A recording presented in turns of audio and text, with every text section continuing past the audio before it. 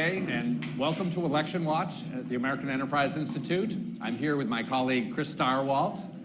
Election Watch is the longest running election commentary series in Washington, starting in 1982. We have one of our founders, Carlin Bowman, in the audience tonight. We have a great panel today. I'm going to let Chris tell you about them, but we're going to talk. We're going to have some questions from you, and we're going to talk all about what happened in the midterm election 2 days ago. So, Chris.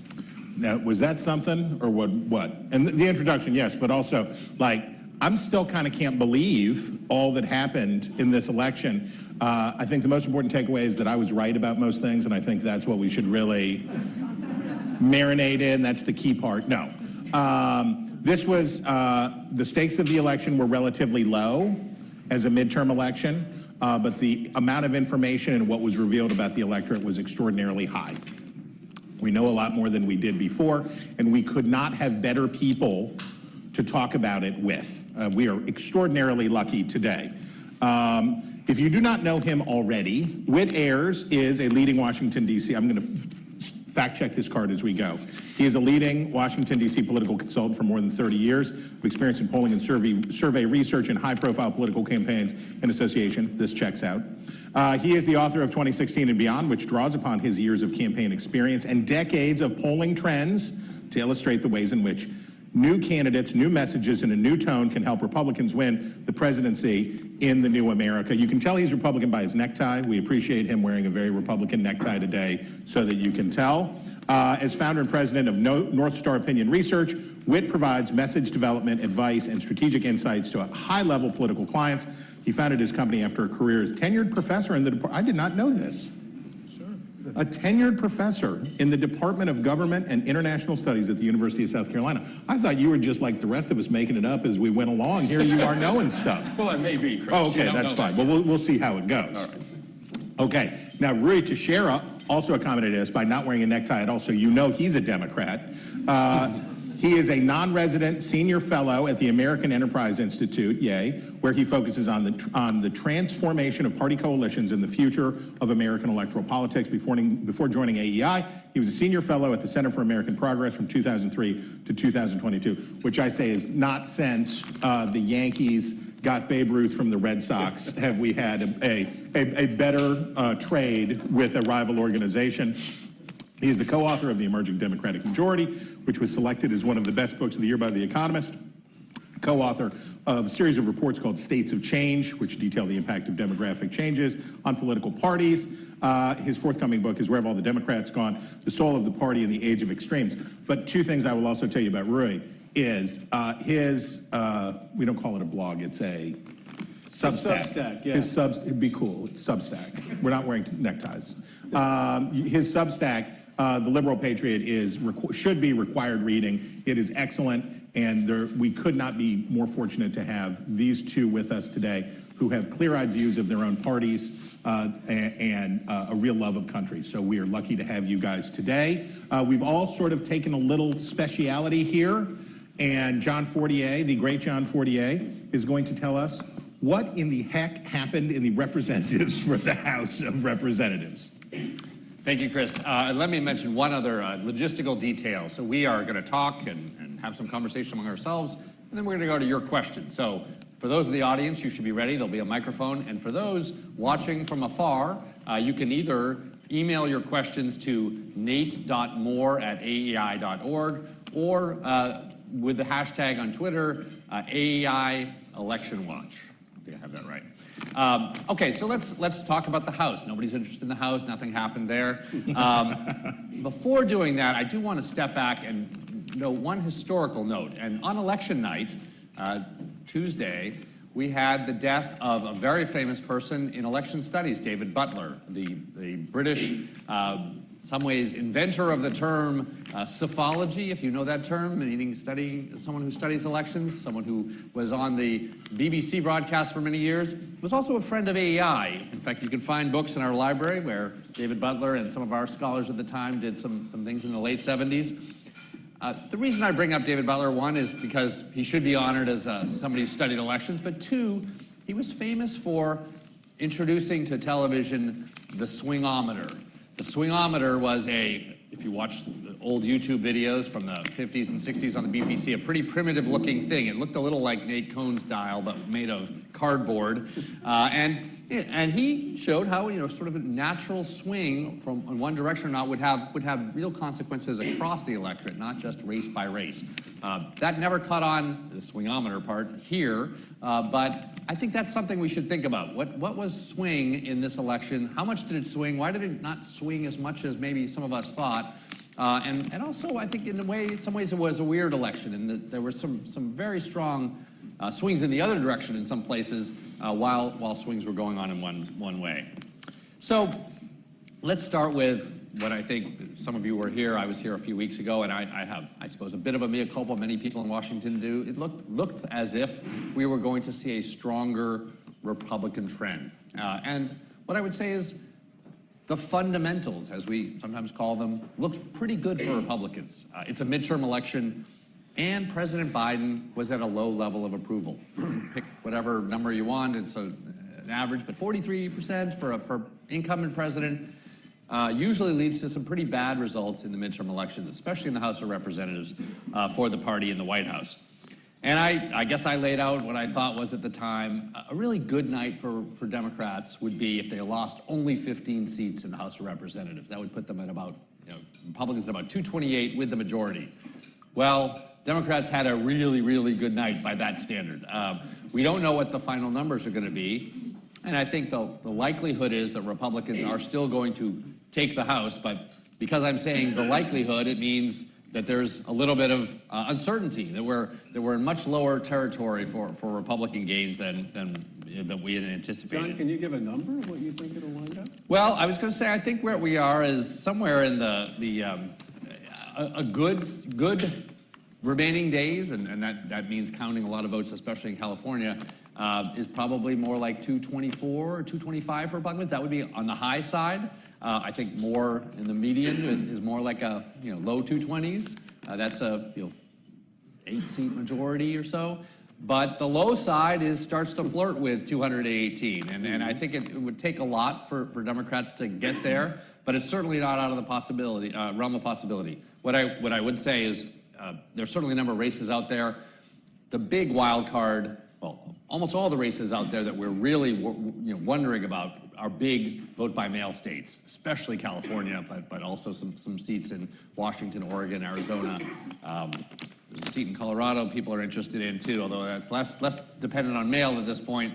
Most of the mail is in, but those may take quite a long time. If California is just radically different than we think, is more, a lot more Democratic coming in the mail, that's when I think that low estimate for Republicans might come into play, where you might say, maybe they're not going to keep the House. With that, as many of you know, a very close House, whether it's even if Republicans have 222 or 3, that's a very narrow margin, and that's a very narrow margin for a speakership election. Kevin McCarthy has done a lot of work shoring up his troops, but the speakership election is one that only requires not a majority of your caucus, but a majority of the House, and so even 7 or 8 rebellious members might be able to undo what Kevin McCarthy has tried to do. So I'm not predicting that, but arguably, the closer that election is, the closer the margins are, the more of a tense leadership election we might have. And if for some reason the Democrats held the House, I would expect it would be by 1 or 2 seats.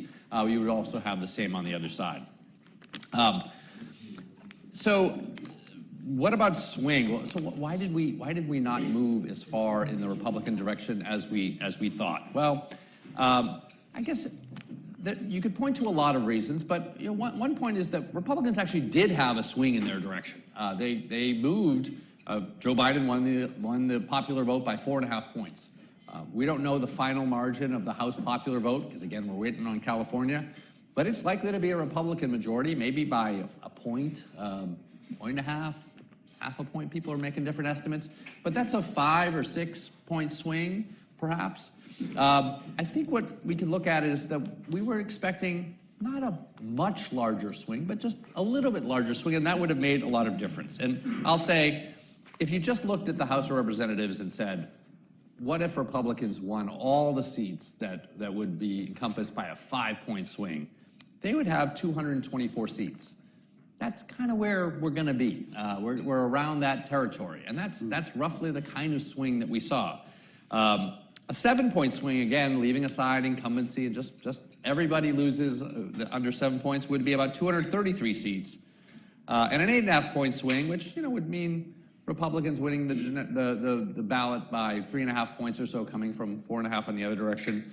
That would be about 246 seats, a 30-seat gain. That's the kind of range that we were talking about. And so while it doesn't seem dramatic, just Republicans having a wave, which it is a wave, they definitely moved in the Republican direction, moved about 5 seats, and just the number of 5 points, and just the number of seats that were not there because they only moved there rather than moving 7 or 7.5 points was very significant. So with that, there wasn't an even swing, and many of you, of course, know this. Surprisingly, or not surprisingly, but surprisingly, the amount of it, Florida and New York were extremely Republican. The Republicans did incredibly well. And just to put some numbers on it, essentially Republicans gained, both states, one lost a seat and one gained a seat, but they gained 3 or 4 seats in each case, and a net between the two of them of 7 seats. That's the difference in the election out there. If Republicans hadn't done as well on election night, and if redistricting, both in New York and Florida, hadn't gone as well as it did ultimately, where it looked like it would go worse, we would be talking about a Democratic House, almost certainly. So 2 big pushes in 2 states where most of the gains that Republicans are going to see are going to come essentially from those 2 states. In the other direction, of course, Democrats were doing a little bit better than expected in a lot of places, but they did really well in some places. I look at Michigan, where both I'm not going to talk about the other races as much, but certainly at the state level races, but in the House races as well. There obviously was a ballot question on abortion in Michigan. People have to look at that and see if that's the reason, but Michigan is a place. And broadly speaking, across the Midwest, Republicans didn't do so well. You could point to some exceptions, but in the House especially, lots of seats that they might have picked up, seats that were Trump seats even, they went right past, and the incumbents kept those seats, and Republicans weren't winning in those places. And finally, there were a few incumbents that Republicans knocked off, but incumbency seems to have been a great barrier also. I mean, incumbency is always an advantage and keeps people in seats that they might not otherwise win. But if you look at it, and I don't think we have a final number, but we have about 4 incumbents that Republicans have knocked off. And the number that they could have that were sitting in Trump seats, people like Jared Golden in Maine or Matt Cartwright in Pennsylvania, actually Mary Peltola, partly for structural reasons, is very likely to survive in Alaska, the most Republican seat. That is also something that sort of kept back this tide. So I think at the end of the day, we saw a real swing for Republicans, but that swing was just being a little bit smaller than expected, just didn't pick up enough seats. And you saw some strength in incumbency, you saw some strength in Democrats in the Midwest, and Republicans should be thankful that they had some real big wins in New York and Florida, which actually are probably the things that are going to get them the majority by a narrow margin. So what was redistricting worth in the end? Well, I think if you looked across the country in advance, it was not worth very much. It was probably worth 2 or 3 seats. You had lots of pluses and minuses, but interestingly, when you looked at New York and Florida, right, Ron DeSantis, governor, before the election, pushed for a much more Republican map, and it was unclear whether that would go through. And that map, plus his performance, the Republicans' performance, both. I mean, there were 2 big factors that helped in Florida and New York, where the court actually pulled back the more strong Democratic map, plus good Republican performance. So. Again, I still think it's nets out to 2 or 3 seats probably in the Republican direction, but I think if you combine with the other factors in those 2 states, it's a huge factor. Now, I know it's too soon to say, because as you say, there's a bajillion votes out in California, but what do we think the turnout is going to have been like? Yeah, so the story of turnout has been that the last 2 elections have been our highest turnout ever, but putting those aside, even before that, in the 4 presidential elections starting in 2004 up to 2016, we'd had our highest turnout. I know we have a bunch of Danes in the audience, and my mother's Danish, and Danes blow us away in terms of turnout. We can never compete with Scandinavians. We're not that high. But for us, we've done very, very well. And in 2018 was the highest turnout for a midterm election in modern history, about 50%. Highest turnout for a presidential election, about 67-ish% in 2020. It looks like we're going to end up 48% or so, which would be the second highest, so very high, but not quite the 2018 numbers that we saw. Okay, well now, let's hear about the Senate. Having heard about the House, let's talk about the United States Senate. Rui, what do you know? Okay, well, here's what I know right now. I mean, obviously, they're still counting the votes in a lot of cases. Some of these races haven't been called, but... Yeah, we'll interrupt for any race calls. If Rui has any race calls to make, we'll interrupt. But my overarching take on Republican underperformance in general in these races, I think they had very legitimate expectations of taking back the Senate. Looks like it didn't happen. And I think it's all about candidate quality, Trumpy candidates, crazy candidates, weak candidates, incompetent candidates, all the kind of candidates you don't want running in a competitive seat if you hope to take that seat from the other party. So let's kind of review the bidding here. The 6 seats people talked most about were 2 that Democrats wanted to flip and 4 that Democrats had to hold. So Pennsylvania, Wisconsin, Arizona, Georgia, New Hampshire, and Nevada. So in Pennsylvania, where now it is, we've called both these races, Pennsylvania, Wisconsin. In Pennsylvania, Fetterman does quite well against a really bad candidate, really bad candidate. Look at Arizona, bad candidate. Georgia, bad candidate. New Hampshire, bad candidate. So basically the Republicans were trying to win these races with, sort of a foot race with both feet tied together. It didn't work. In Pennsylvania, Fetterman's victory, I mean, I tried to look a little bit at the internals of the AP North Votecast, which I recommend to you as a fantastic data source and better, in my opinion, significantly better than the exit polls on which people tend to rely. And now the Votecast just started up in 2018, so at least now we have 2018, 2020, and 2022 as a time series, which allows for some interesting comparisons. So I was looking at that, and one thing that was interesting about Pennsylvania is that the non-white working class, non-white, non-college voters, actually did far worse for Fetterman than they did for Biden. It was like over a 20-point decline in the Democratic advantage among those voters, where Fetterman really did relatively well compared to Biden was among white working class voters. So it seems like the weird candidate that the Republicans nominated really did hurt them among that demographic. And in general, Fetterman had a relatively easy time winning. In Wisconsin, you had a little bit of the reverse candidate quality problem. Mandela Barnes was not at all the Democrats' vote maximizing candidate. It was pretty easy to Hillary as a weak on crime candidate and otherwise too far left. In Wisconsin, it looks like the non-white vote held up pretty well for the Democrats, but the white vote went south, both white college and white non-college. And that's why Johnson was able to eke out a victory. Arizona, it hasn't been called yet, but everybody's, people who look at the outstanding ballots and where they're coming from and so on, tend to believe that Mark Kelly will win and actually win fairly easily. So why did he win? Again, he's running as a terrible candidate, just an awful candidate. And he did, in fact, wind up soundly beating them. Here it looks like the big change is the Hispanic vote held up for the Democrats, but what really changed in a big way and contributed to Kelly's victory was that white college graduates had a strong swing in the direction of the Democrats in this election. And I think it's that primarily to which you'll owe the larger margin he's going to receive, probably, in this race compared to how Biden did in 2020. Georgia, it basically looks like they held serve. I mean, you had this terrible candidate, Herschel Walker, running against, Raphael Warnock is a very strong, competent Democrat. He doesn't come across as crazy, really, at all. And basically what happened is the parties just went like this, and it wound up being basically the same kind of race that Biden ran in 2020, and now it's going to go to a runoff. I think the expectation there is that the Democrats will take this seat, but as we'll see in just a second, it doesn't really matter that much probably, and that's because of Nevada. Nevada, Cortez,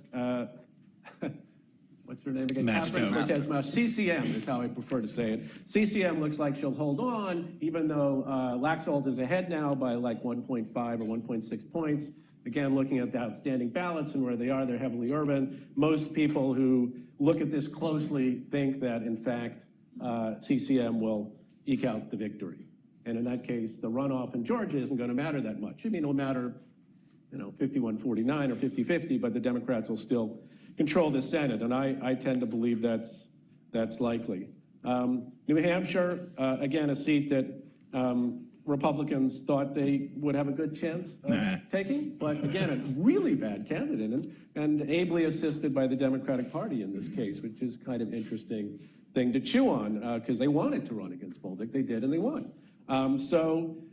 Broad brush across these races, we see that a lot of Republican underperformance in these races can be attributed to the inability to sort of nominate replacement level candidates, right? Just averagely good candidates in these races. Instead, through the intervention of Trump and the general weirdness in the Republican Party, they nominated perhaps their vote minimizing candidates in most of these races, and surprise, surprise, they lost. Even though the Democrats were not in particularly good odor in a lot of these states, it was in way better order than some of these candidates were. So very broad brush, super broad brush, 30,000 feet. We're now on, unstable equilibrium in American politics between the Democratic and Republican Party has been ratified in spades. I mean, super closely divided Senate, super closely divided House. Voters don't really like either party very much. But in terms of the candidates that were put forward in this election, they generally tended to see the Democratic candidates as less extreme, even though they see both parties as about equally extreme overall. But the candidates, this was an interesting survey that was done by Third Way before the election, candidates were viewed as being more extreme overall and by swing voters in this election, which again ties into this candidate quality problem. So what does this mean for the future in terms of the Republican and Democratic parties moving into the 2024 election cycle? I think, oddly enough, I think this may be good for the Republicans because the voices are rising to a crescendo in the Republican Party about this isn't working. Trump is not a winner, and Trumpy politics is not a winner, and the kind of candidates he favors are not winners. We've got to change. We need to do something differently. This will not pass. So I think while Trump is going to be hard to get out of the way, and the kind of candidates, I mean, there's going to be real impetus there to change the approach of the Republican Party and move to the center in some critical ways, and above all, nominate, competent candidates who can compete effectively in elections, and obviously that wasn't Trump's highest priority. People are sick of it. We'll see what happens with that. But on the other hand, I look at the Democrats, and my take on what they're going to do different is, as Joe Biden so eloquently put it, nothing. Nothing. I mean, they figured, hey, everybody thought we'd get our clock clean. We didn't get our clock clean. We have a relatively good election in the midterms. What's the need to change? Even though they hate our party, they hate Biden, they think the economy's in the toilet and the country's off on the wrong track, and they think we're too far to the left on a bunch of cultural issues. No problem. We did great. Nothing needs to change going forward. And I think that the impetus, the moderates in the party might have had to push the party to the center on a lot of these issues, is really going to be undercut by this election result. And I think the progressives are in full force, the left of the party advocating this was a fantastic victory. We mobilized our people. They love our program. They love our legislation. Even though most voters don't really know what it is or understand it, but they trust us, they love us, and we can just cruise into 2024 and beat the hell out of Trump, who they hope is the nominee, which is something that I wrote about in my Substack this morning. It's really rather appalling the way Democrats so obviously are rooting for Trump to be the candidate now. They do not want to run against Ron DeSantis or Glenn Youngkin or someone like that. They want to run against Trump because they think they can beat him, and they want to run against Trumpy candidates because they can beat them. But these are the same people who out of the other side of the mouth talk about how we're 3 seconds from fascism, democracy's on the ballot, we've got to preserve our wonderful democratic system against the Hitlerite, sort of legions at the door. So, I mean, which is it? Come on. It seems to me like if you really care about the health of democracy, you do not want Trump to run. in 2024. You do not want those kind of candidates, and you want to run against like actual competent candidates who respect the basic rules of the game. But that therefore means that the Democrats might have to change more than they. I want to ask you more about that. Okay. But I want to take the temperature of the other two folks up here. You said that you thought that the Democrats would be favored to win in the Georgia runoff. John, do you think that's true? Yeah, well, first of all, I think there's a different dynamic if it's for the Senate or Right. not, right? And so I think Rui's generally right. We're leaning towards it not being decisive. Right. You know, I actually don't think, the one thing we had in the last election was, Trump making a mess and continuing. You're saying telling people not to vote in the runoff may have been harmful to Republican chances? Just continuing sense of the direction of the election, or wanting to send a message to Trump. I mean, we don't have that here. And so I guess I think it's somewhat more of a neutral election than it was in 2020. Whit, you know about runoffs. Republicans in Georgia tend to win runoffs. Republicans like runoffs in states where they are the overwhelming majority because the voter motivation gets harder, the electorate shrinks, it's hard to get lower income, younger voters to go twice. Do you think Democrats would be favored in a Georgia runoff? Our first major race was Paul Coverdell There you in a go. runoff in 1992, where he came back from being 1 point down to Wyche Fowler, gained a couple of points, and won by 1 point 2 days before Thanksgiving. This is a different environment. I think it's just a coin flip. I mean, it looks for all the world like an even shot, and I think you flip a coin and see which one wins. I have to think it's the Republicans, but what do I know? I think they revert to partisanship type and the electorate shrinks. But I agree with you that if it was for the Senate, you'd have to recalculate. And any Georgians watching, I just want to say I'm so sorry for what you're going to have to endure after having $250 million dropped on your head in attack ads and dumb mailers. Get ready for the last 100 million more. I'm going. And Ray, I do want to ask you. Democrats propped up a bunch of real dirtbag candidates around the country. Some of them were kooks, some of them were grifters, but who were, and the term now is the election deniers, that these deniers around the country. From a cold-eyed point of view, they succeeded. All of those candidates lost, right? Yeah, I mean, it succeeded in raw, brutal, cynical, short-term electoral terms. I disapprove of it on a sort of basic good government, pro-democracy, our society stance. And I also think it's a bit fool's gold in the sense that you can prop up these guys and you can, now the Republican Party has really gotten the message that it needs to change. And you're not in a position where you can effectively campaign against the other party, I think. The other party, the Republicans sort of know what you're up to at this point. And they realize that these kind of candidates don't work too well, and therefore we should not run those type of candidates. So I think that in the end, this may turn out not to work out so well for the Democrats. But I mean, in the very short term, I think it's been a winner. But Chris, it's cynical as all get out. I mean, you either believe in democracy or you don't. Yeah. Peter Meyer was one of the good guys. He was one of the ones who had the guts to vote to impeach Donald Trump. The Democrats intervened in his primary, got some right-wing guy to beat him in the primary, and yes, the Democrats won the seat. But now one of the people who are helping to make the system work is gone from the House. That's right. Because That's another of side the effect. Democratic intervention in a primary. And I'm the loss sorry, of goodwill. you either believe in democracy or you don't. Can I just quickly go back to candidate quality, which I think broadly is true, but I do think that there were some limitations on this. There were obviously two super candidates out there that we would be talking about a Republican majority had they run. That is Governor Sununu and Governor Ducey in New Hampshire and Arizona. They were about as good a candidate as you can get. You don't always have those options. And you think about Pennsylvania, where there hasn't been a bench of statewide office holders. It's a big state. A House member represents a very small part of the state. And then you see candidates. I mean, I see candidates like Ron Johnson, and I know some people could question whether they think he's a good candidate or not, but he's an incumbent. He's won elections against strong people. not doing as well either. And so I think candidate quality was something, but there was also some trends that pushed down some of the numbers of people who were, more traditional candidates. Also, Adam Laxalt in Nevada. A good opportunity to talk about that, about John's excellent point, will be as I take you on a quick romp through gubernatorial elections and some referenda on the ballots around the country. We'll do the referenda first, which is that Arkansas, North Dakota, South Dakota don't like weed. Missouri and Maryland, light them up. They're on their way.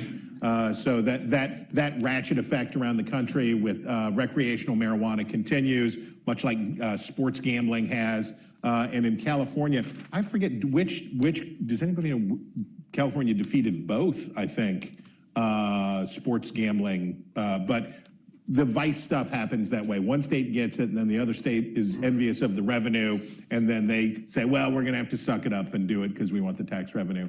Abortion was interesting. Michigan and California both put Roe in their state constitutions, basically, in both states. California, not surprising. Michigan, Proposal 3 passed 57 to 43, which I'm sure helped Gretchen Whitmer retain her seat in Michigan. And it's interesting to see Michigan, which is a pretty Roman Catholic state and a pretty culturally conservative state, that number. In Kentucky, in Kentucky also, surprised, they rejected a measure that would have amended the state constitution to say that there is no right to abortion. So even in Kentucky, in Appalachia, the Roe effect was there. So let's go through the governors quickly. The Democrats flipped Maryland and Massachusetts, where Republicans were playing out of position. They had popular Republican governors in two of the most Democratic states in the country without super candidates. And they were term limited in Maryland and just retired in Massachusetts. Without those unicorn candidates, those were bound to happen anyway. The impressive holds for Democrats were Wisconsin, Michigan, Kansas, and Oregon. In all of those states, abortion is a factor.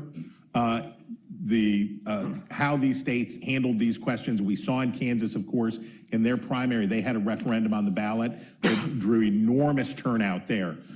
So Kelly in Kansas definitely owes something to that, but clearly so does Whitmer in Michigan. And in Wisconsin, to Rui's point, Tony Evers, he outperformed Mandela Barnes by 3 points, maybe, something like that. So we saw a lot of, one of the big stories of the election this year is how much ticket splitting went on. Now, there was a lot of undervoting where people just skipped over Senate races where you had wackadoodle candidates. But there was just a lot of ticket splitting in Georgia, in Pennsylvania especially, but you saw it all around the country, people passing over. Ohio, yeah. J.D. Vance, who sounded like he was a member of the Chamber of Commerce and Rotary Club in his concession speech. I was like, where's this guy? Where have you been all this time? But he trailed Mike DeWine by hundreds of thousands of votes in Ohio. And by the way, what those gubernatorial results in Georgia and in Pennsylvania and Ohio show, and New Hampshire, show two things. Republicans could have had the Senate. They could have had a 53-seat Republican Senate if they wouldn't have had weirdo candidates. That's very obvious. And the second thing that's clear is that the Republicans wasted so much stinking money. I mean, enough money to burn a wet elephant. They spent in Ohio, they spent money in Ohio, which is now a very Republican state, right? Ohio is very, or has been very Republican. They had to go in and bail out J.D. Vance, who couldn't raise any money. And Mike DeWine showed what the ceiling was like. I take real encouragement from the performance of, whatever you think of Ron DeSantis's politics, or whether you like him for president or not, leave that aside. Floridians think that he has done a good job as governor. They like the way that he handled coronavirus. They like the way he handled the schools. They like his positions on crime. They think, and so a lot of Democrats voted for Ron DeSantis, and he won among independents, as the results make it clear. He overwhelmingly won among independents. A guy who won his first term by a point wins a second term by 20 points. That's not just about Florida getting more Republican. That's about people like good government, right? And people respond to good government. And Ron DeSantis' performance in Florida is not a different story than the popularity of Charlie Baker in Massachusetts, or Larry Hogan in Maryland, or Republicans in Democratic states. People are still capable of choosing better choices. Governor's different. They'll send a kook to Washington before they will have one govern their own state. The sets of responsibilities are different. But I take real encouragement from these results and all of this ticket splitting. Okay, now that I've made you briefly optimistic, here to talk about the consequences of the election and what will happen next, Whit. Chris, thank you very much. It's a real pleasure to be at AEI. So often AEI has been the voice of sanity in the midst of the maelstrom, and so I appreciate the opportunity to be on the panel. What happened? This should have been a red tsunami, like so many people were predicting.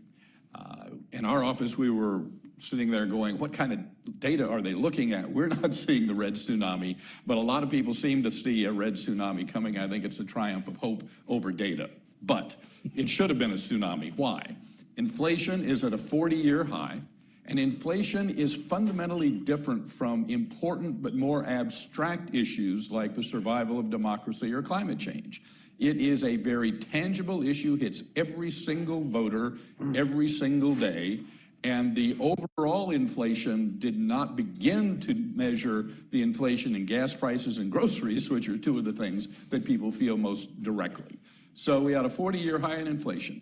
We had crime, which was a real problem. It was not a trumped-up problem, so to speak. When you have Buckhead in Atlanta talking about pulling out of the city because people are scared to go to Lenox Mall because they're scared they'll get shot. Crime is a real issue that affects people very directly. And the border looks completely porous at the moment, and I guarantee you there was not an hour that passed on Fox News without another story about another group of migrants coming over the border.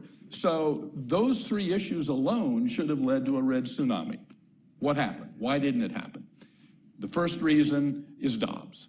Overturning Roe versus Wade energized a whole lot of women. It particularly energized young people. The number one issue at 44% for young people under age 30 was abortion. So that really did change the dynamic, and it leveled the playing field on the enthusiasm meter.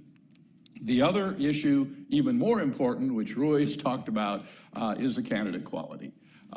Donald Trump endorsed and got through a bunch of primaries, people who simply weren't ready for prime time. It is hard. It is really hard to run a high-profile Senate race with the eyes of the world on you if you've never done it before. You know, and like most of us, the first time we do something difficult, we probably don't do it as well as we do the second or third or fourth time. But there are a whole bunch of first-time candidates out there. We've mentioned, you know, Blake Masters in all kinds of places. Ohio, J.D. Vance managed to get through because of the Republican lean of the state. Pennsylvania, I mean, there are just so many places where they were not ready for prime time candidates. Now, half of my office consists of dyed-in-the-wool Georgia Bulldogs. I am not allowed to say a negative word about Herschel Walker. I think one of the guys has been wearing a Herschel Walker t-shirt since he was in kindergarten. Let's put it this way. A loaded 747 carries less baggage than Herschel Walker was trying to carry across the finish line in Georgia. I mean, it is pretty embarrassing. So the combination of Dobbs and the candidate quality meant that the red tsunami just did not happen. But I do think the Republicans will take over the House. It will be close. But it's kind of amazing to think about. With Joe Biden's job approval in the low 40s, Republicans should have had a huge advantage. For presidents who have job approval below 50%, and this goes back to the Truman era, the average loss of House seats is 37. That's the average. The lowest loss of House seats for presidents who have job approvals less than 50% is 13. That happened in 2014 with Barack Obama. And the only reason they only lost 13 was that they lost everything they could have lost in 2010 when they lost 63 seats. So the lowest loss of a president's party below 50%, going back to Truman, is 13. We could actually beat that this year. It could actually be lower than 13. But I do think Republicans will eventually end up in control of the House. And so it behooves Republicans in the House to figure out why. The people who voted for Republican candidates for the House voted for somebody to do something about inflation, about crime, and about border security. Inflation, crime, and border security were the reasons why voters voted for Republican candidates for the House. What did they not vote for them to do?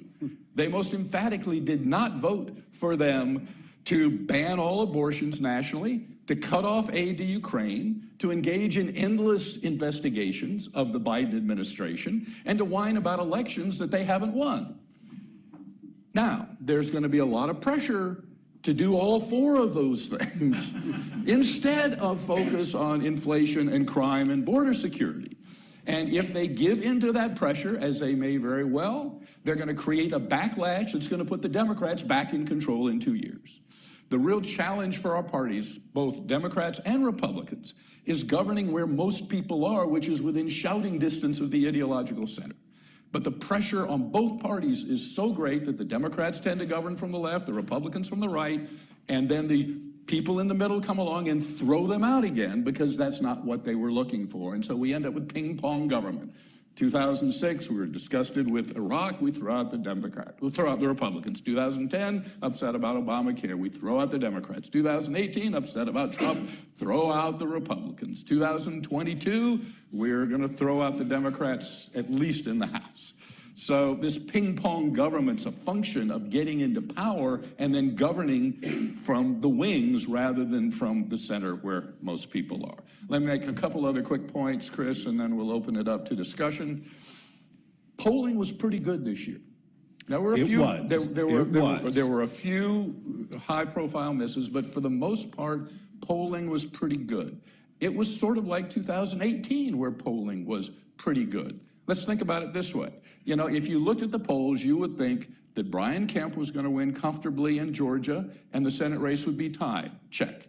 You would think that Josh Shapiro was going to win overwhelmingly in Pennsylvania for governor and Fetterman would win a narrow race. Check. That's what the polls said. You would know that Mike DeWine was going to win a landslide for governor in Ohio and J.D. Vance would win by single digits. Check. You would think that Bud in North Carolina would win a narrow victory based on polling, and he did.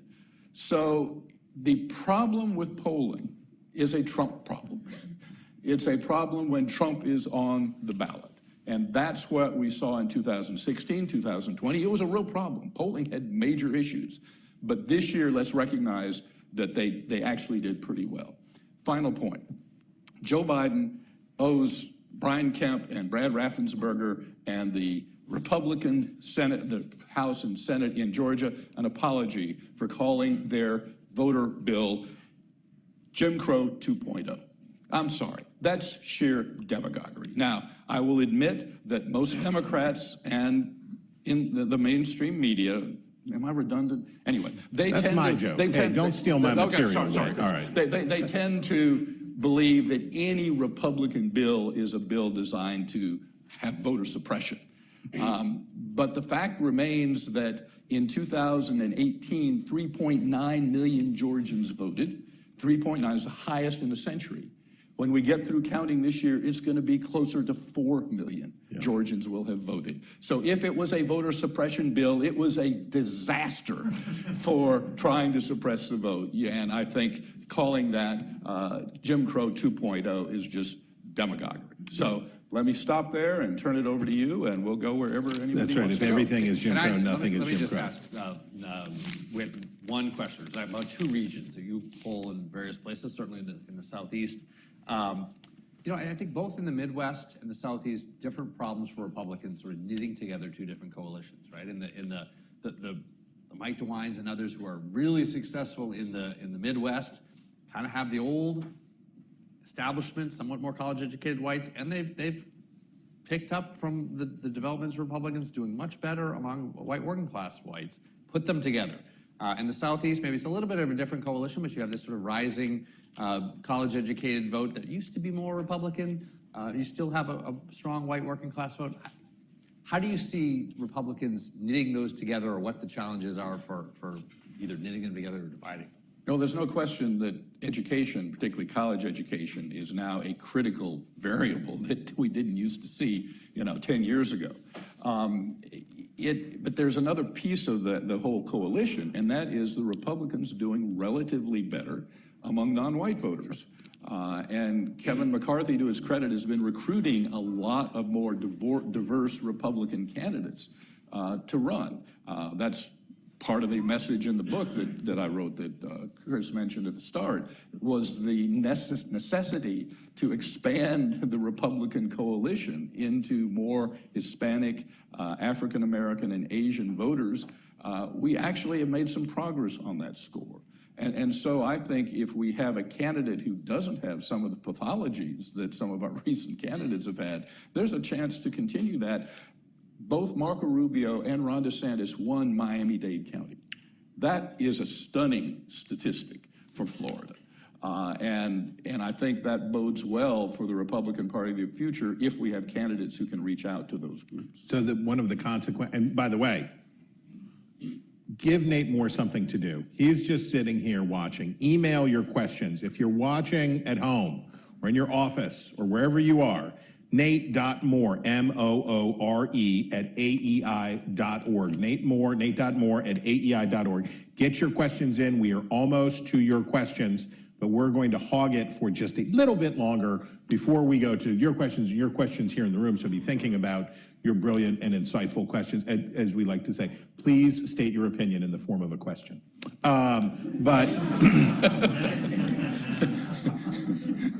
Whit and Rui and John, I want to talk a little bit about the consequences of a small majority for Republicans in the House.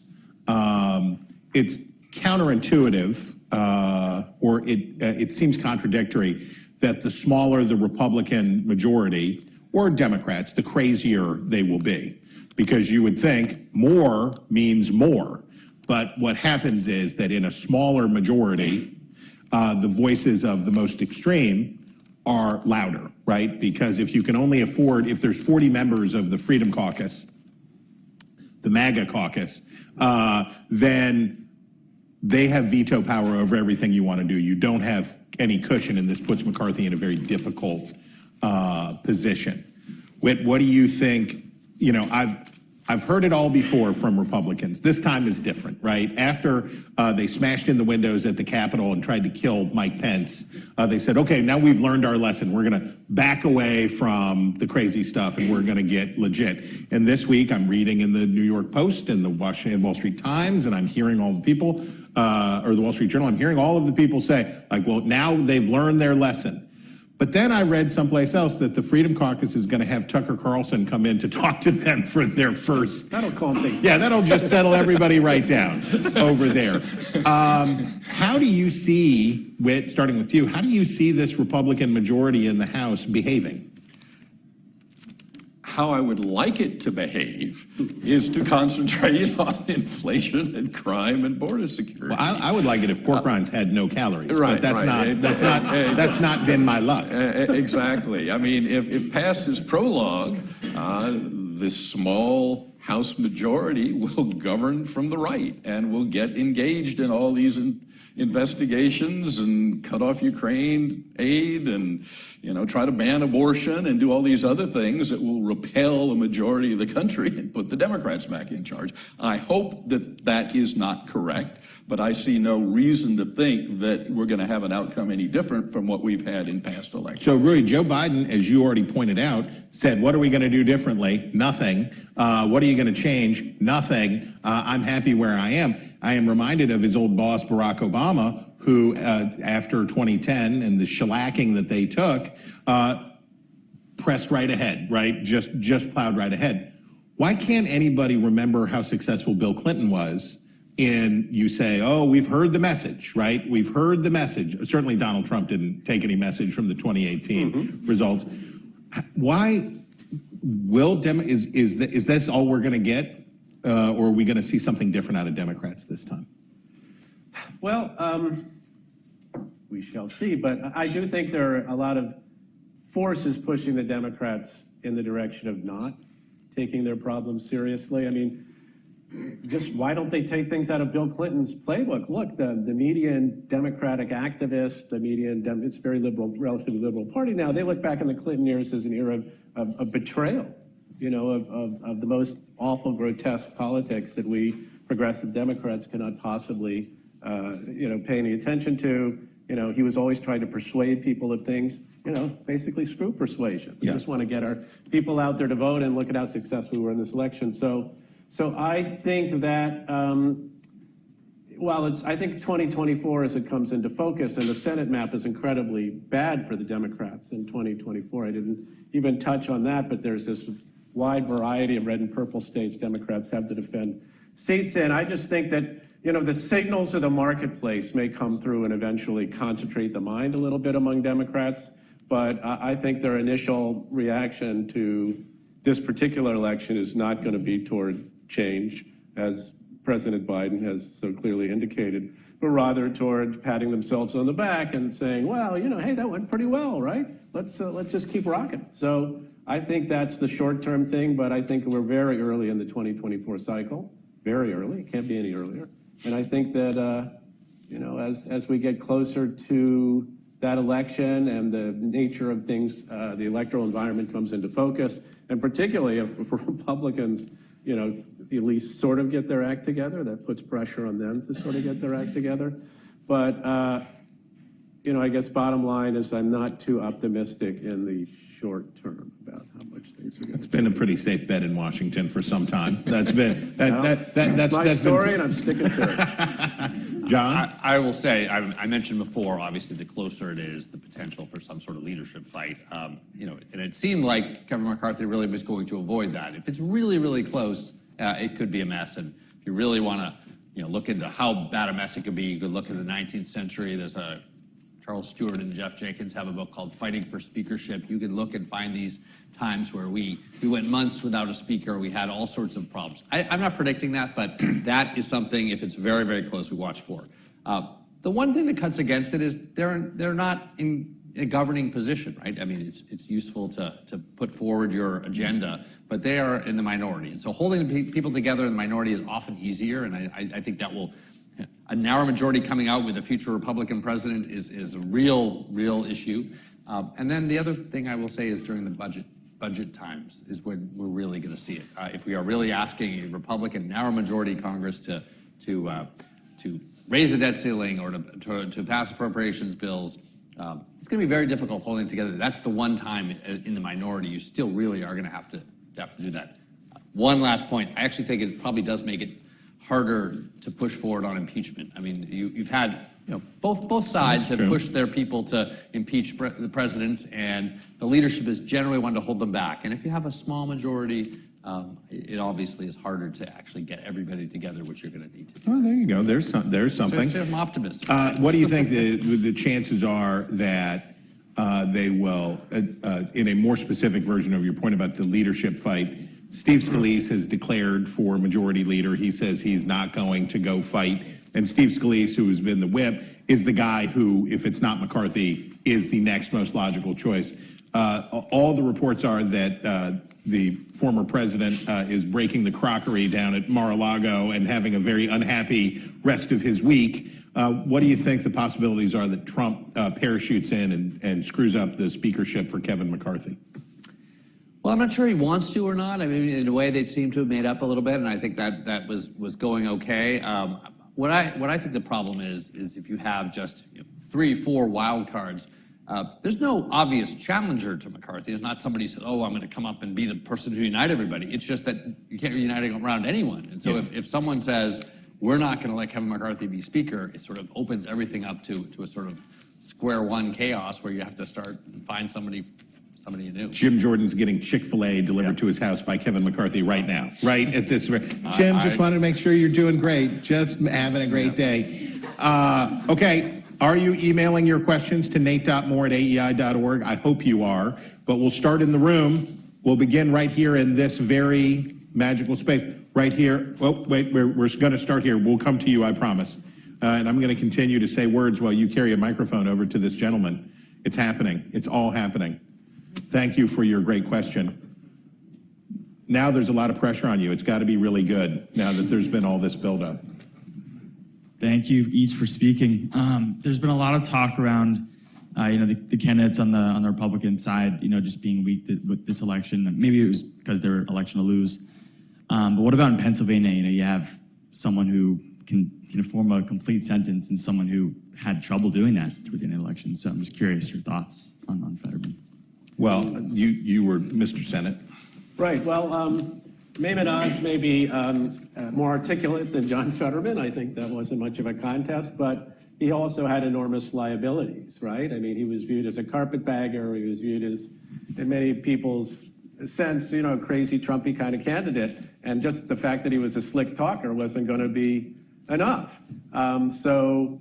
I think a lot of Republicans did talk themselves into believing that Fetterman was so obviously flawed, especially after the stroke, that how could people possibly vote for him? But I think that sort of ignored the underlying liabilities and vulnerabilities of a candidate like Oz, who comes out of nowhere. I mean, actually, I think there was a little exit poll data point on this, which is, how serious a problem is it that John Fetterman, has these health problems, whatever, and it was X amount, and then X plus 10 amount thought that the fact Mehmet Oz wasn't from Pennsylvania was an even bigger problem. So it was sort of a deal breaker. So that tells you something right there about how people were interpreting the election and dealing with Fetterman versus Oz. I mean, was Fetterman, were people disturbed about his health problems? I think they were, but it just wasn't enough for a sufficient number of them to decide I'm going to vote for Oz over Fetterman, even though I really detest Oz and think he's and not dissimilar to the Georgia experience, right, where there are a lot of Republicans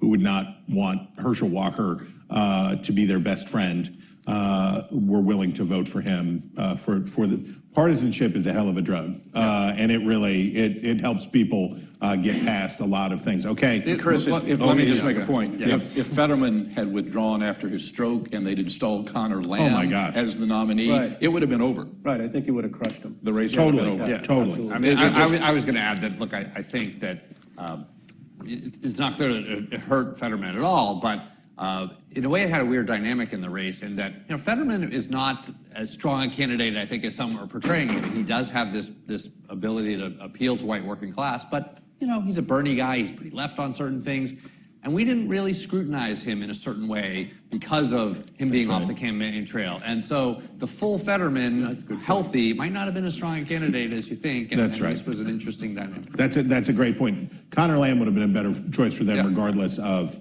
Fetterman's health problems. Nate Moore, what do we got? What's cooking on the old internet machine? Someone online is wondering, what was the correlation between the top of state tickets and the House elections? How about in the states with unsuccessful Trump acolytes at the top of the Republican slate? Did they drag down other Republicans? John, did you see any evidence of that? I like the very personal someone online who's asked this. So, it's Nate's mom. Don't make a big deal out of it. We needed help. Wants to know. As I mentioned, the swing wasn't even. There were definitely different places, but you look at places like Michigan. Michigan, again, I think the Democrats had some good incumbents who withstood trends. Republicans had a bad candidate in one of the districts. They might have done better, but the whole state seemed to move, and so whether it was just the top of the ticket, Governor Whitmer, or the abortion referendum, or more broadly some issues that brought out college-educated whites in a certain way, in a stronger way. I mean, you did see this kind of trend that pulled people across the way. One other maybe counterexample slightly is Virginia actually. Republicans did pretty well in Virginia, broadly speaking, in a lot of districts, even the ones we weren't paying attention to. Abigail Spanberger just went against trend. She did a lot better. Of course, you have Jennifer Wexner winning, but winning by a very small amount in a very strongly Biden district, and of course, Gloria losing. So you saw, strong movement in some direction. There was no top of the ticket race, but going against the other way. So I think you see it in some states. Did we have any states? New York, I mean. Did we have any states where you had a weak or MAGA-y Senate candidate and no governor running? I can't think of one.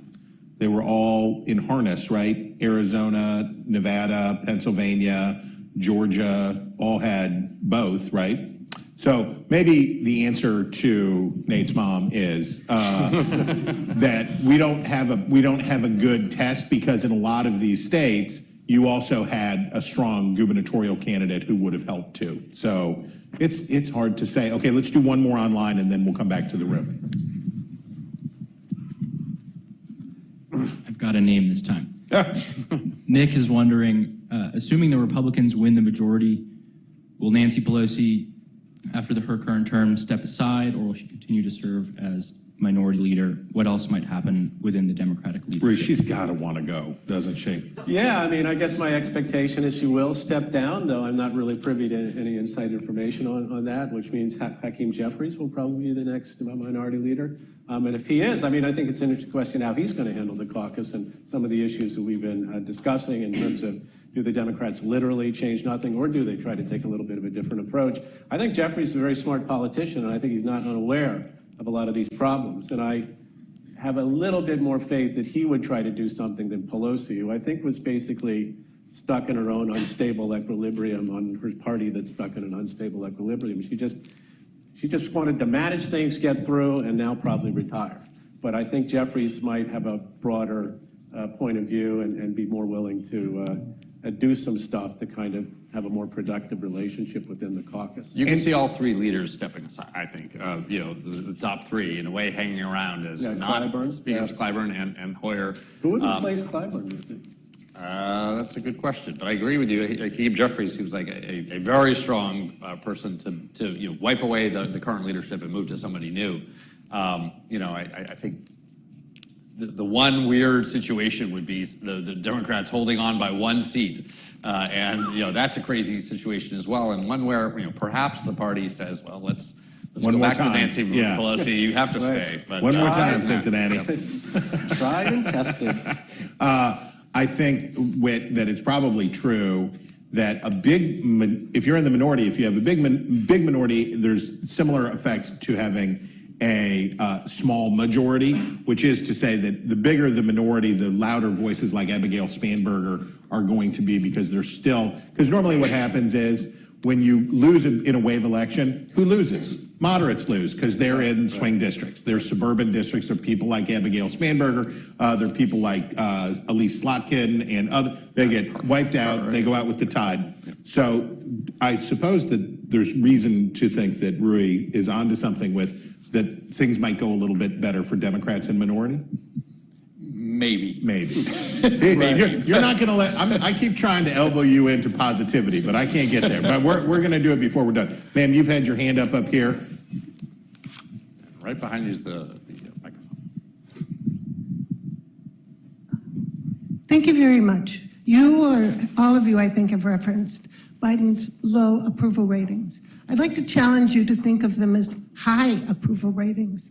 Biden had virtually no coattails when he was elected. He had the smallest majority in the Senate possible and the smallest pretty much majority in the House. He really wasn't very popular. The Elizabeth Warren people, the Bernie Sanders people, the Buttigieg people, Okay. Basically he was a suck-up candidate. People voted for him because he was there. Okay. What's your So question? the question is, how does that go forward to result in people over 75 not running for president?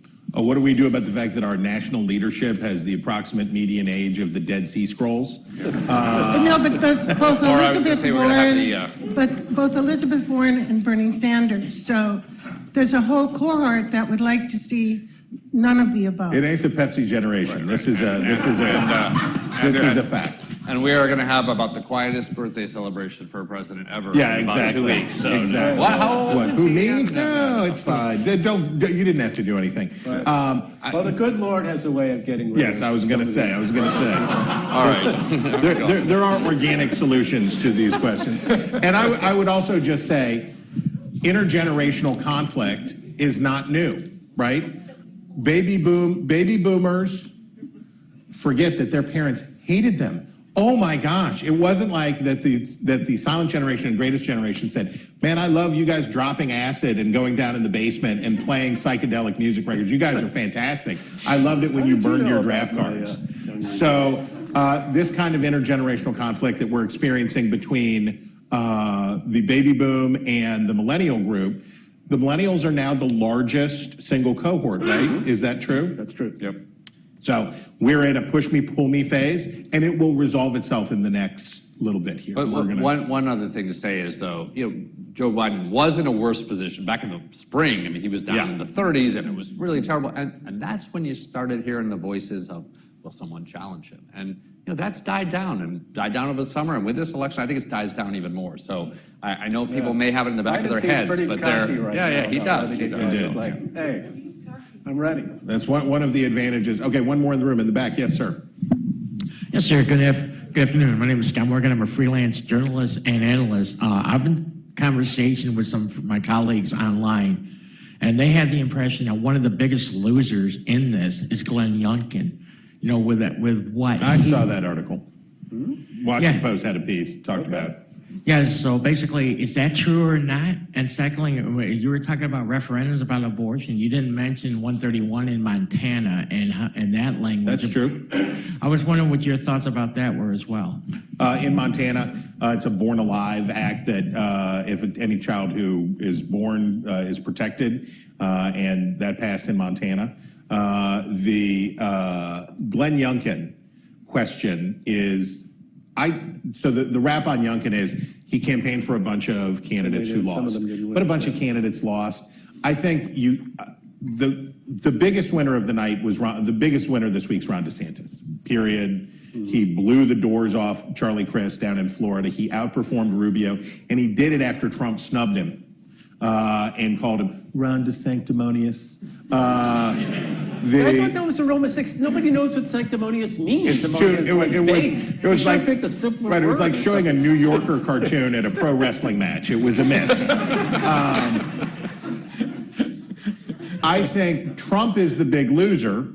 I don't think Youngkin is hurt in any material way, and potentially helped in this sense, which is if Republicans have made a decision that they are ready to try to persuade voters and reach out to swing voters, Glenn Youngkin was the first one through the gate, right? He was the first Republican candidate after 2020 to say, here's another way to do this and try to persuade instead of just appeal to the base. Does anybody have a different opinion about Glenn Youngkin? No, I agree with that. It's important to understand the current divisions within the Republican Party. About 10% of the Republican Party are never Trumpers. They never voted for Trump. They didn't approve of his job performance. They're appalled that he came and took over the party. They like to think it's larger than 10%, but we've done a lot of polling on that subject. It's not. About 40% of the party are always Trumpers. They will walk through a wall of flame for Donald Trump. He hung the moon. He is the best guy that has ever come down the pike in politics. Criticizing Donald Trump with always Trump voters is like criticizing Jesus in an evangelical church. You can criticize him all you want. It's not going to change the view of Jesus or Donald Trump, but it'll sure trash the reputation of whoever says something negative about him. About 50% of the party are maybe Trumpers. These are people who voted for him twice. They approved of his job performance. They would vote for him again in a heartbeat against Joe Biden. But they're not at all sure they want to go back to all the drama and the divisions in their family, within marriages, with friends, and they're open to somebody else. It is exhausting. They will go to somebody else, but they are open to somebody else. And that's where a Ron DeSantis or a Glenn Youngkin comes in. They're at least going to give them a look. That's half the party. Now, the other part of this equation is how many people get into the race. Because if it's DeSantis and Youngkin versus Trump, it's a completely different race than if it's a dozen other people and Trump. Because 40% goes a long way in a primary, and he's got the 40. John, we saw Tom Cotton early, before even the voting started, or the voting stopped, say that he was dropping out. And he was on that long list with Mike Pompeo and Nikki Haley and a bunch of people who were going to audition to be the MAGA without the Trump, a more populistic, working class oriented, maybe a little more protectionism, maybe a little more isolationism, and Cotton bowed out. Does that, do you think, John, speak to a Republican Party that has learned from that if you have 22 candidates, it's not a good fit? Well, I actually think it is part of the dynamic that there still is some worry and fear about challenging Donald Trump from people who might be in the same lane as him. I think with the election, it's lessened. I mean, he made this announcement slightly before, but somebody might have to do it. And I think the biggest question is for DeSantis. Back to the Youngkin question, whoever, if someone runs directly against Trump, you're going to get portrayed to some extent as the non-Trump candidate, right? And so, can you keep a foot in the Trump world? And DeSantis seems like he has a little bit better mix of having a foot into Trump voters as well as the non-Trump voters.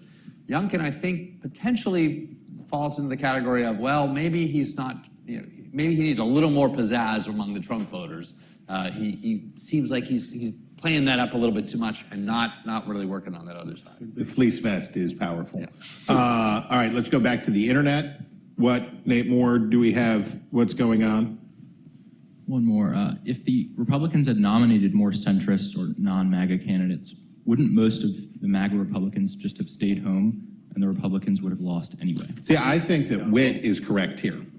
I think that for most Republicans, right, they would vote for Donald Trump, but they also would have voted for Chris Christie, or they would have voted for Marco Rubio, or they would have voted for Ted Cruz. That the partisanship trumps, no pun intended, that is what is important. There are, I found that there was 20%. I know about the 40 you're talking about, but then there's another, the really hardcore, and I found them when we were polling about Trump was in a vicious fight with the family of a soldier who was killed in Iraq. And they were in he was in a Twitter war with a Gold Star family. And Republicans, smart Republicans like Witt were like, don't do that. That's not a good thing to do. People don't like that. And there was 20% in a poll that we did when I was at Fox and in other surveys elsewhere that said, keep going, keep fighting with these people. So there are people inside the Republican Party who love the worst parts about Trump, right? They love the pugilism, they love the anger, they love that stuff, and they feed on it, right? Because it is good TV, it's super entertaining, and if you feel like that you have been victimized, if you feel like the mainstream media, you feel like the Democratic Party, and you feel like elites, and you feel like all these people have been victimizing you and others, what's appealing about Trump is what? He's angry. There's a scene in All the King's Men, the Broderick Crawford version, of course, never the Sean Penn version, sorry. And in the book, where Willie Stark is there and he is glistening with sweat and the torches are lit and he's talking about all the enemies of the crowd that have come to save him from impeachment. And he says, give me that meat axe, because he's gonna tear into them like a side of beef, and the crowd goes crazy. That kind of anger is really powerful for people who feel victimized. And the Republican Party has a problem, which is that feels too good for those people. Now, I think in most of these cases, they'd have come out and vote for David McCormick instead of Mehmet Oz, and I think they would have come out to vote for, I don't know, who would the Georgia nominee could have been? Some normal, boring guy. It's not always a better, not always a great alternative. I feel with Herschel Walker, somebody probably could have been it. There isn't, but It would have been you, John. They would have come out to vote for Jane Timken instead of J.D. Vance, and I think in most of the cases it wouldn't have made the difference. But the Republicans do have to acknowledge that there is this white-hot anger in there that Trump is really good at speaking to, and that rage addiction is a real thing, and it can be defeated. I might add from the Democratic side, you have a somewhat similar dynamic, right? I mean, if you advocate that the Democrats should move to the center on various issues that would reduce their vulnerabilities, a lot of people will say, well, if we do that, the progressives won't vote. The base won't vote. They won't show up. Hispanic voters won't vote, black voters. And I think this is ludicrous. I mean, I think they would be happy to vote for a more centrist Democrat. The idea that they're all going to stay home and, rage against the machine, I just think is incorrect. There's not a lot of evidence for it. And to some extent, this is like a sort of house of cards created by a lot of the activist groups who purport to represent these constituencies, right? We represent the black voters. We represent the Hispanic voters. We represent, everybody. I mean, who's sort of remotely Democratic, and they don't. They represent their agenda, and the fact of the matter is the Democrats it would be a good trade-off for the Democrats to move to the center on a lot of the issues that are currently vexing them, because you would gain more through persuasion and reaching people in the center than you would lose from a few people who would stay home. But the idea they're all going to stay home, and in fact that the progressive activist groups have the power to make them stay home, or it's just not right. I mean, these people, they live in the real world. They know what their choices are, and most of them are going to come out and vote for the party they prefer and are generally simpatico with, regardless of whether it's a little more centrist or not. So I do think that the dynamic takes place on both sides. And the reason why a lot of progressives won't put up with this, it gets back to your white hot anger thing. They are so furious at Trump, at the Republican Party, at the ultra mega MAGA who are going to institute fascism in the United States, and they're all racist and they're bigots, and they just can't stand it. We can't compromise. We can't throw anybody under the bus. We cannot have a different approach on anything. Like, our leader Joe Biden says we should change nothing because we are right, they are wrong, they're hateful, they're bigoted, they're racist, they want to destroy democracy, and we have to hold the line. But it's predicated on a theory of the case electorate, which I think is incorrect, and I think that's basically what Witt is. The only thing I push back on is this. Sometimes when people say we want these centrist candidates, I mean, a really centrist candidate in the Republican Party is not in the middle of the party, and the candidates that did really well were the ones who, even being attacked by Trump, essentially didn't respond to it. I mean, Brian Kemp, Raffensperger, to some extent Mike DeWine, and others, they went to have certainly a conservative, not even a somewhat Trump-like agenda. If you see Brian Kemp's early ads or what he ran on and what he's for, he's a pretty conservative guy, and yet he didn't engage as I'm an anti-Trump person. He didn't admit it. He just went forward and did his thing, and that's kind of a better model, I think, than sort of real centrists or Rockefeller Republicans or something that just doesn't Rockefeller fit. Republican. Now, there is a phrase. Yes, I'm old enough. There's exactly. I remember. But I think you're exactly right. Now, I don't want to ignore the Danes, because if you ignore the Danes, sooner or later you see the sails on the horizon, and then you're really in trouble. And you've had your own election too, so right. Exactly. Right, coming off So of that. we're the Dane Gelt is coming. Yes. Okay. Yes. Well, thank you very much, and thank you for the conversation here. It's great to hear. If you were an election denier, the election was pretty bad. Some of the certain states they won, but all the swing states it seemed that they lost. Are we now done talking about election deniers? Is that a chapter that is behind us, or will it come back? No. Yeah. No. It'll come back. I mean, the election deniers don't want to stop talking about Right. election denying because it's kind of their thing now. And Democrats basically love to talk about election deniers, and so does the media, right? It's like a big story. There's always going to be people out there saying these things, and despite the fact that nobody really stormed the barricades in this election, despite the fact that Republicans way underperformed and election deniers way underperformed what they thought, nobody seems to be out there, with the flaming torches trying to destroy democracy. So, but I think that it's irresistible for both sides, I think, to talk about. And we should remember also that Republican disbelief in election results is a longstanding part of Republican orthodoxy. Certainly dates back to the 1960 election, and then long before that with big city machine politics and the Republican belief that they steal elections in big cities. By the way, they used to. And Republican machines in big cities did too.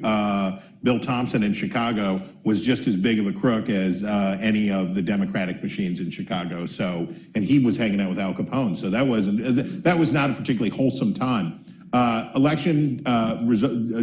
Belief in widespread election fraud is part of the Republican DNA.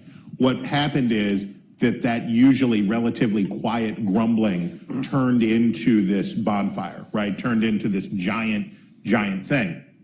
And the very best thing that happened this year, two great things happened this year. I already mentioned the one great thing, which is all that ticket splitting and all the people saying, you know, the defining statistic for this election, when Gallup did its last study about voter attitudes about the parties, they were both flunked. 35%, they tied at 35% favorable views of both of the parties. So people looked at the Democrats and they said, the inflation's out of control, the crime is a problem, I want to do something else. And then they looked over at the Republicans and said, not you again, I can't do that again. So they were caught between choices that they did not like, and they split their ballots up. We won't know the final numbers on ticket splitting until we get to the end, but that's the first great good news. The other good news, which is really great, which is this was a pretty smooth run, right? I sat all night in Chicago waiting for the first reports of torches at the gates of the Maricopa County. It was fine. Everything went pretty smoothly. Every election cycle, there's lawsuits. Every election cycle, there's complaints. Every election cycle. I loved in Maricopa County, by the way. Did you see what the problem was in Maricopa County? They had 20% of the polling places were having trouble early in the day. Did you see what the problem was? They didn't put the right size on the printer to run the paper through. And somebody was like, change it to 11, and they're like, oh, okay, da-da-da-da, and they ran them off, and it was fine. But your point is very much on the point that election denial is not a particular popular point of view right now. I mean, look in Arizona. Kari Lake is a very polished, very cool, very smooth candidate on the Republican side for governor. Katie Hobbs is not. and the fact that is even close, I think, is a function of people making a negative judgment about Kari Lake's election denialism. So it's a losing message for most Americans, but we'll see whether or not they'll keep it on. It makes a huge difference when a president of the United States is the one carrying the message. That's what's different about this current environment. But John, isn't it also true that no one, to Rui's point, no one loves talk of election denialism more than the mainstream press and the Democratic Party. It is their single favorite topic. And I always remind people, like 20% of Americans believe in Bigfoot, right? A lot of people, and I'm sorry to offend any Bigfoot believers here with us today, any Sasquatch or skunk. Yeah, exactly, watch it. I identify as a Sasquatch. But John, that people hold a lot of views. What we've seen a lot of, in addition to Republicans having crazy ideas, is a real emphasis on this in the press and by Democrats, right? No, I think Rui's right that it is loved by, in some ways, both sides, and it is ratcheted up. I also agree with your point that the election has been run relatively smoothly. Not to warn too much, we still have a lot of ballots out there in California, and I don't think it's going to turn one house or the other, but you know, if we have a close race, we're going to count them, and we're going to start to see the types of things that people start to argue about again. I hope it's more of a normal partisan fight over a recount rather than sort of blowing it up to levels of high drama on this. But yeah, I think Democrats are happy to have that as an issue. Yeah. Right. I would like to see things get back to, hey, let's just beat the other side. Right. You know? Well, and the most important election is always the next election, right? Right. It's true. That's the beauty of the American. If we look back at history, the two single most significant American elections are 1800 and 1864. In 1800, the very open question about whether the hated, and you cannot overstate the hatred that John Adams had for Thomas Jefferson. It was the white-hot passion of 10,000 Suns. And here comes Thomas Jefferson, and he's going to replace him as president. And America held its breath, right? Can we really do this? Will an incumbent president step aside and let this person who has said every bad thing about him ever, can he really do it? And we did. And then in 1864, in the middle of a civil war, when Abraham Lincoln could have, and there were radical Republicans in the Congress who would have told him that he was well within his rights to do it. This is no time to have an election. We're in a civil war. We can't be doing this. And Abraham Lincoln not only stood for re-election, but it was the votes of troops ultimately who were the ones that his opponent said bring them home, right? He was running against a general he had fired. And the guy who said the troops want to come home, it was the votes of the Army that carried Lincoln over the top. So we've had some amazing elections in the past, but the most important election in American history is always the next election, because if you don't like what happened, if you're a Republican, you don't like what happened this week, 2 years from now, you get to do it again. That's the beauty of this system, and that's what Rui's talking about, and that's what we forgot. That's what we're tending to forget right now, which is, what are you supposed to say? When the other side wins, you say, you got us this time, we'll be back next time. It's a healthy rivalry that can be good for us, not the kind of rivalry that poisons us. And the peaceful transfer of power is the fundamental cornerstone of a democratic system. It is our great inheritance. And that's why the last presidential election was so different from anything else that's happened in 230 years and is such a threat to the system. Mm-hmm. Do we have? And the most important election watch is the next election Hey-oh. watch, which will not happen this cycle, but we will be back in 2024 with as we have for many, many years, a longer cycle in a presidential year with all sorts of interesting things, but we don't have dates for Will you. there be But prizes for we will, sure. Rui, you're the prize. Just getting to hear your wisdom is the prize. But yes, John is very right, and I want to thank you guys and John and the American Enterprise Institute always for providing a forum like this. I will just point out that in America today, there's not a lot of places that you can go and hear a conversation with different points of view that is fairly conducted, and people are unafraid to disagree. People are unafraid to hear things that they disagree with, and that we can do it civilly and have lunch. That's not bad, right? So I thank you guys all for being here. I thank you all for having it, and we will be back for the next cycle. Have a great day.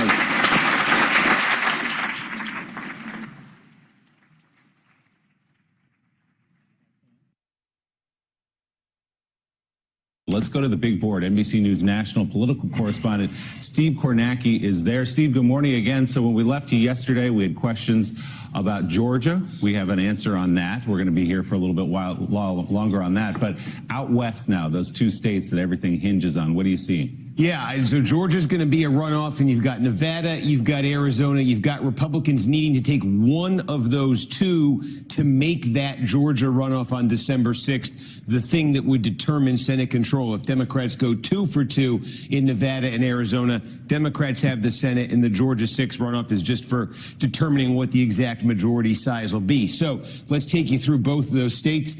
We got some votes last night and overnight in both. First in Arizona, and you see Mark Kelly, his lead over Blake Masters in the Senate race statewide is 95,000. That's up a little bit more than 10,000 from where it was at the start of the evening last night. Oh, wow. The major development in Arizona was Pima County, where Tucson is. They released a batch of early votes, heavily Democratic. That boosted Kelly's lead, and we got 60,000 plus votes out of Maricopa County, biggest county in the state. And again, Kelly was winning those votes by about 12 points over Masters, so it allowed him to pad his lead. What is left to come in Arizona? Two types of votes, basically, here. You got about 60,000 left of the same type that was counted last night. Those are votes that were dropped off or that arrived over the weekend, Friday, Saturday, Sunday, or Monday, okay? You got about 60,000 left that fit that category. Democrats are hoping that category, like we saw last night, will continue to help Kelly pad this lead and move it up over 100,000 statewide. What will come after that is, I think, what could decide all this, 275,000 votes that were dropped off by people in person on Election Day. And there's a whole sort of debate here about, are these going to be Democratic friendly? Are these going to be Republican friendly? How much so? Because this was the type of vote, the vote that was dropped off in person on Election Day in 2020 that allowed Donald Trump late in election week to nearly erase all of the advantage that Joe Biden had built up in Arizona. He brought like 100,000 vote Biden lead down to 9,700 votes with this batch of votes. So Democrats are hoping that, with what's left from the weekend, Kelly can build the kind of pad where he could withstand a big Republican vote here.